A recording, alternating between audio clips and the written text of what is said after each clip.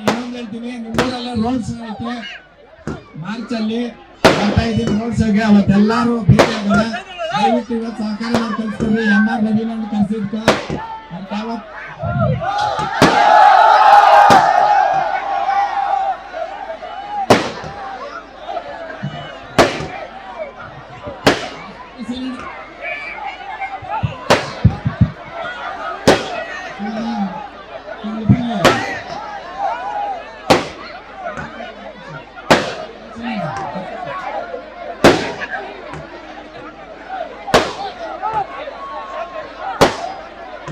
ಸಹಕಾರ ಮಾಡಿದ್ರೆ ಮಾರ್ಚ್ ಅಲ್ಲಿ ನಾನು ಬರ್ತೀನಿ ಇದೇ ಮಾಲೂರ್ಕ.